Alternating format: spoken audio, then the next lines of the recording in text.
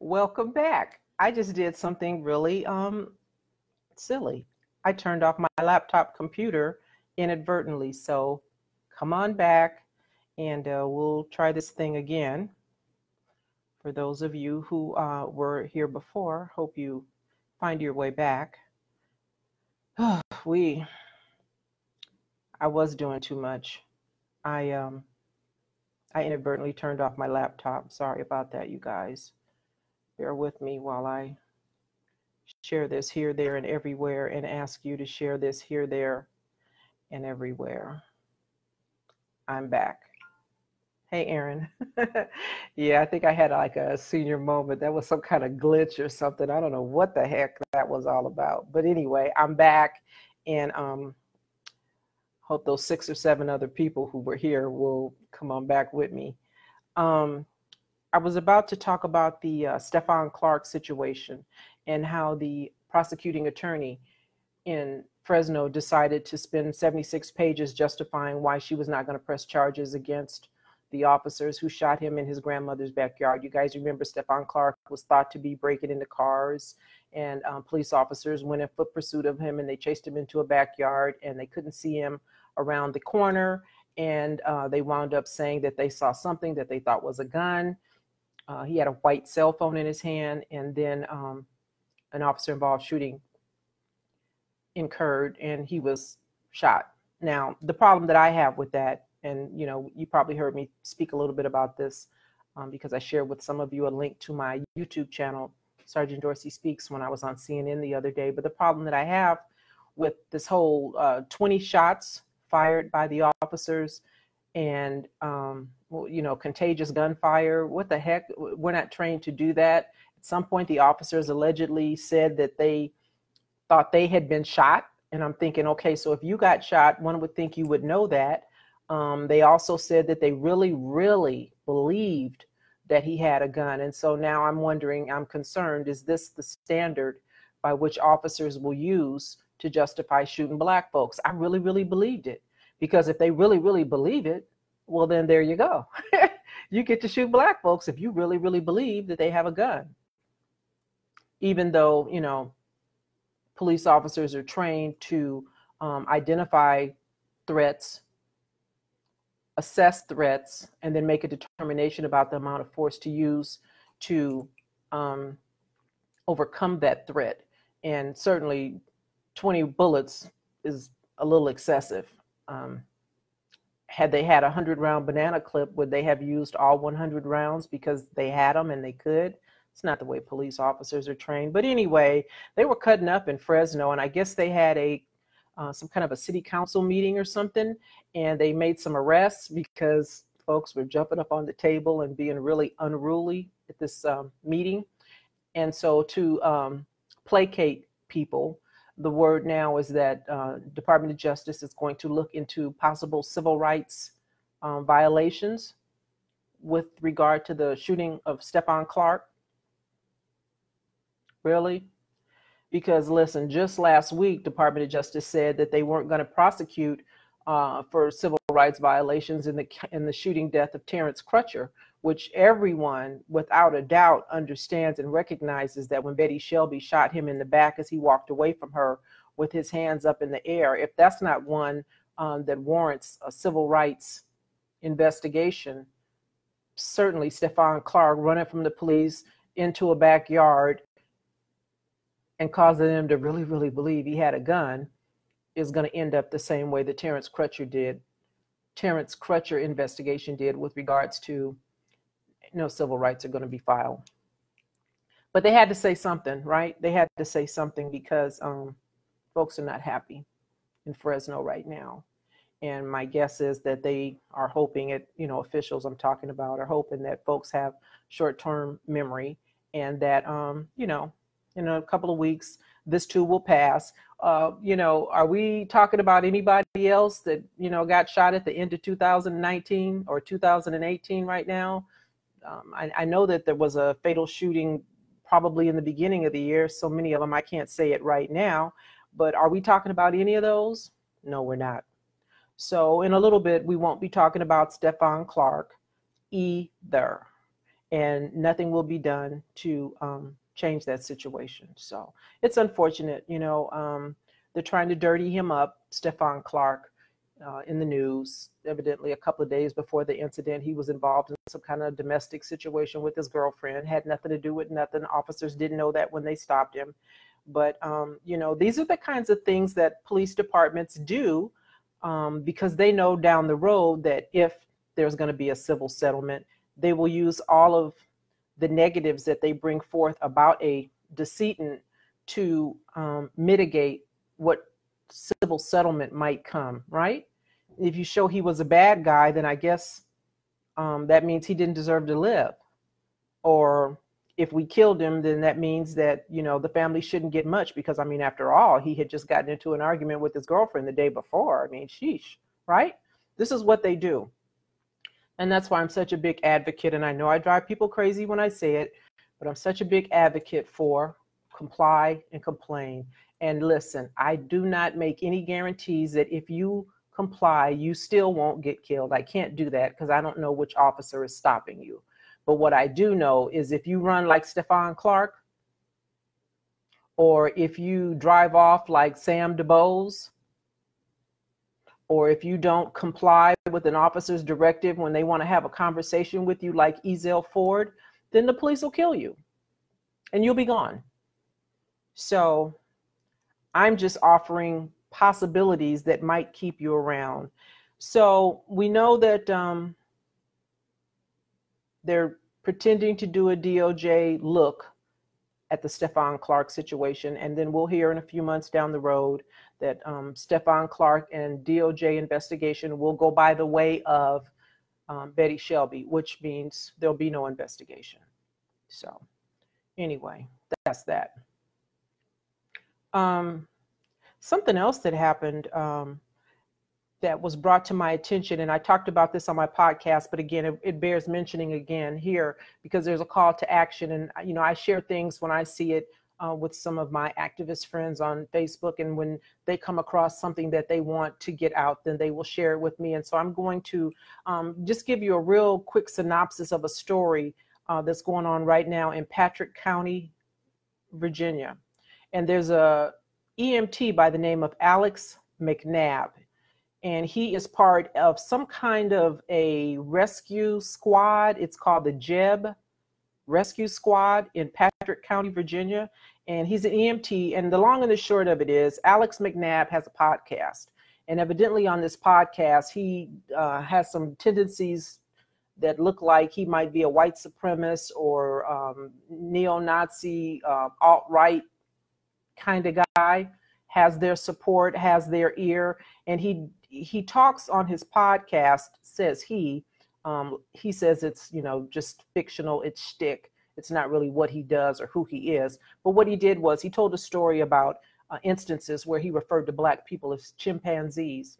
And he talked about doing some kind of rescue situation on a child where maybe the child needed an IV or something, and he used an oversized needle to inflict additional harm on this child. And I'm assuming that the child was Black. So the medical board there in Patrick County did an investigation, and they said that they didn't find any medical wrongdoing. Now, that doesn't mean that it didn't exist, but they said they didn't find it. And they were only looking for medical wrongdoing. They were trying to find instances of, I guess, him treating people based on calls for service where there may have been something untoward that had occurred that they could uncover, and that didn't happen. So they had to take his word that that whole story about using an oversized needle didn't happen. But what they didn't do was address the whole Blacks are chimpanzees and therefore you get to treat them a certain kind of way. So because their investigation is over and they didn't really look at the discrimination, the racial component of the complaint against him, he remains a licensed EMT person, if you will, in that county and is able to continue to work in that Commonwealth. And so if you are concerned by someone who seems to be an avowed, admitted neo-Nazi, white supremacist guy, EMT who is called to render service to minorities, and maybe mistreating folks or not giving them the proper treatment or treatment, in a timely manner. I mean, there's all kind of foolishness that could go hand in hand with him showing up, seeing somebody that looks like me and not giving them the treatment or the medical attention that they need. So it's important that, rather than just get mad, because listen, when I tell you guys stuff, I'm not telling you this just to piss you off and make you mad. I get folks all the time on YouTube saying, this has got to stop. What are we going to do? So my question is, what are you going to do? What are you willing to do? Are you willing to, particularly those of you who live in Virginia, are you willing to contact Ren Williams, who is an attorney for the rescue squad over there in Virginia, whose phone number is area code 276-694-2544? He is a member of the Schneider and Williams PC. I think that's the law firm that he works for, because he's the contact person if you are bothered by this Alex McNab being an EMT and responding to treat Black folks who are in distress, duress, in need of medical attention. And when he gets there, looks at you and equates you to a chimpanzee. If you're bothered by that, then you need to contact Ren Williams, the attorney for the rescue squad, JEB, J-E-B Rescue Squad. Again, his telephone number is area code 276-694-2455.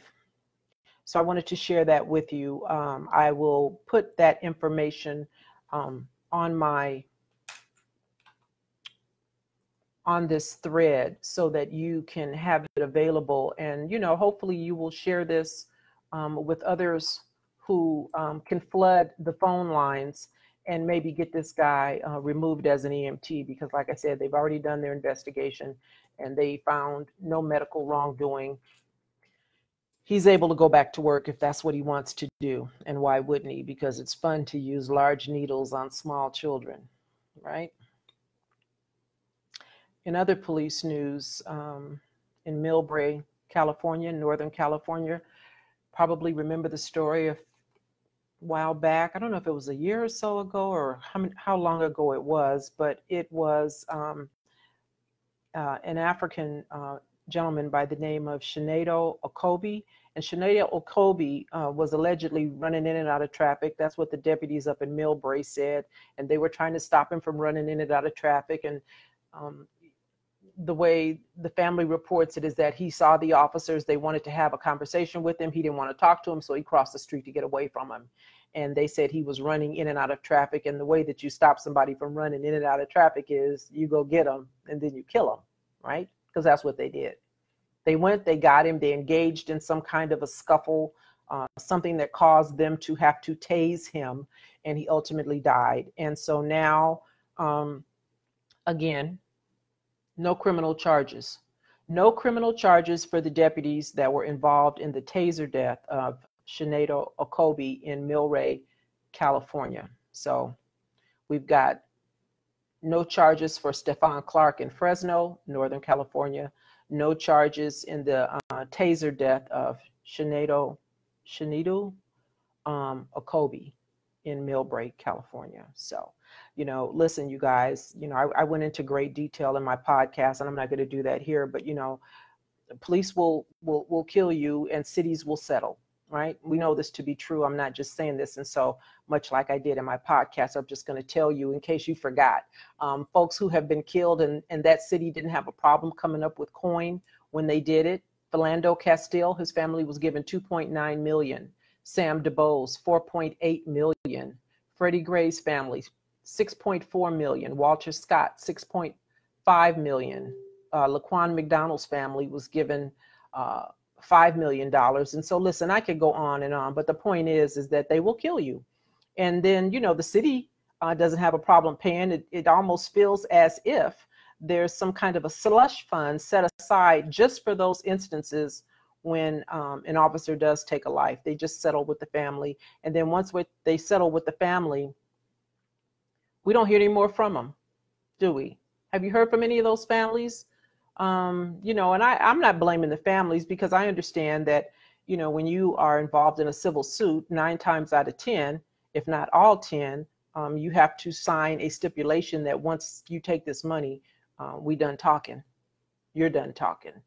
And so that's why they have no problem, in my opinion, paying families. And then, that's that. They do nothing substantive to change the policies of that department. And, we forget, we're upset for a minute, and then we forget until they do it again, either at that agency or on another police department. So in other police related news, in Detroit, there was a Snapchat video that went up a few weeks ago, end of January, where a white officer had stopped this young black female for something, and I don't know what it was. I think it might have been something to do with her car registration, but nonetheless, she was made to get out of the car and walk, and looked like it was snowing.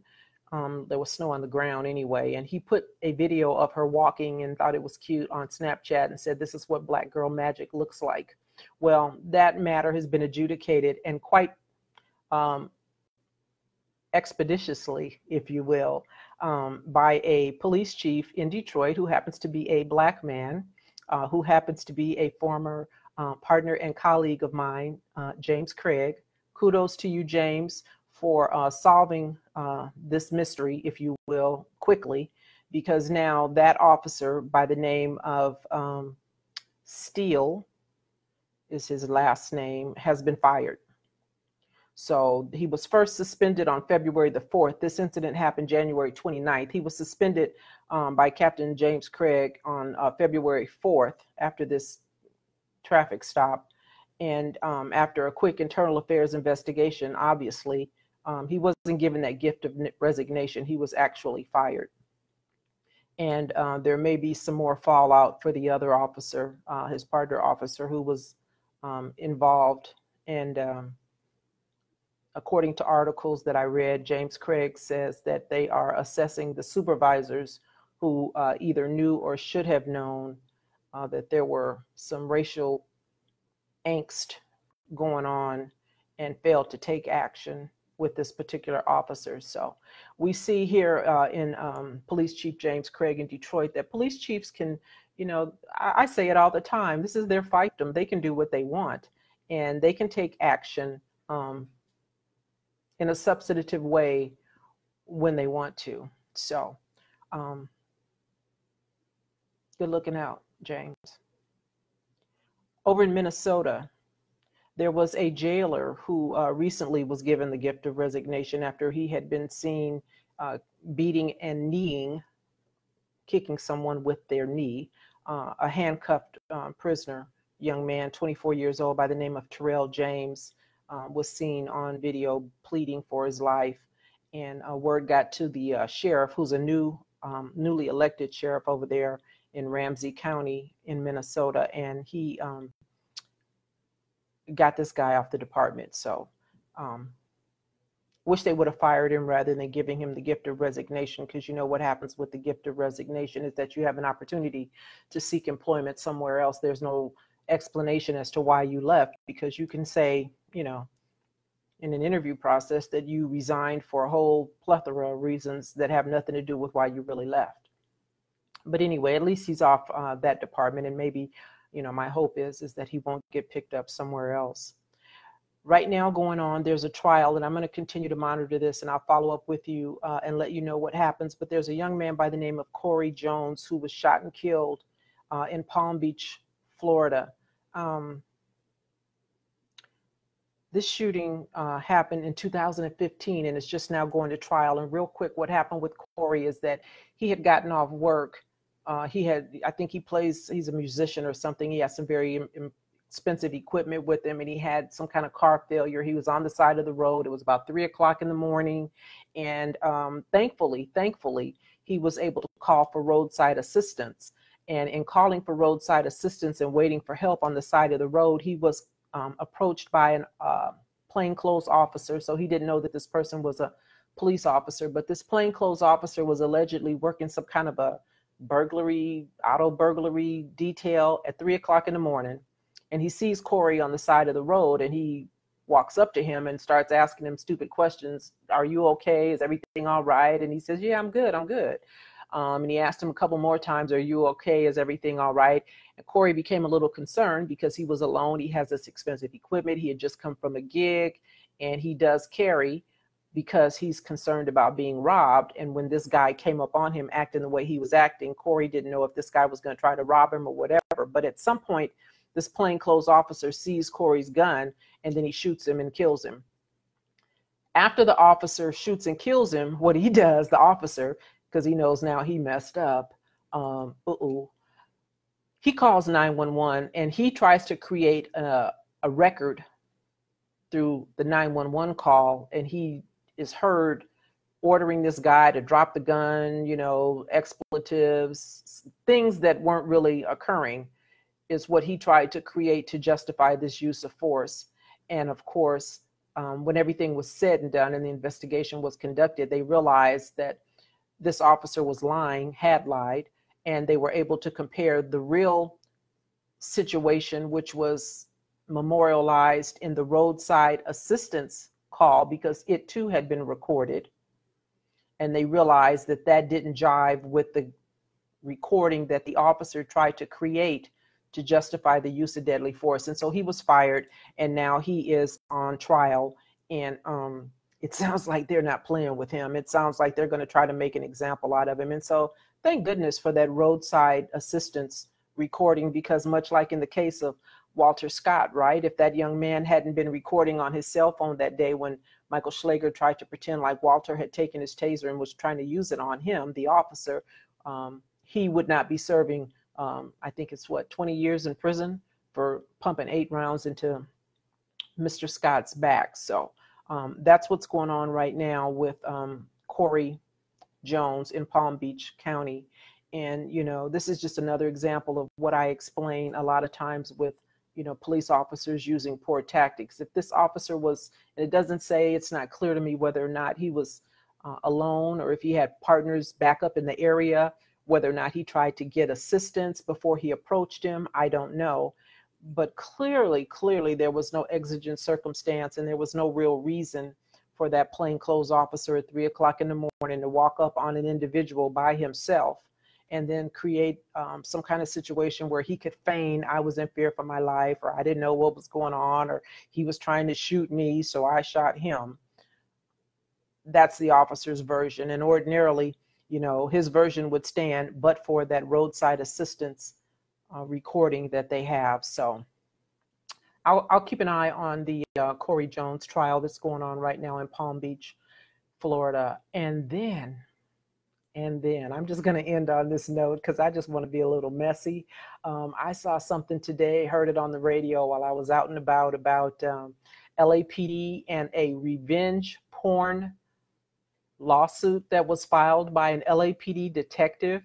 And so for my LAPD folks on here, I know y'all over there in, you know, quiet corners whispering and, you know, pointing and stuff. But for those of you who aren't police, it's out there and you can find information about it. But the long and the short of it is there was an LAPD detective who was married to an LAPD command staff officer.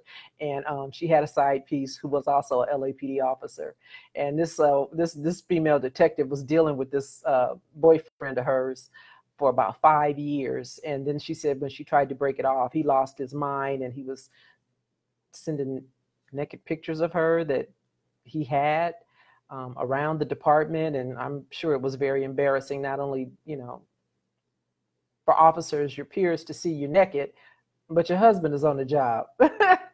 That's a whole nother story because he had a whole lot of stuff going on. He's no longer on the job, command staff officer. He had to resign because they found, I think, video of him doing something somewhere with somebody, and it wasn't that detective. But nonetheless, I just find it amazing that this female detective is suing the city of LA for not properly protecting her. And in this case, she's been represented by one of my panel mates on Dr. Drew, Gloria Allred's daughter, Lisa Bloom.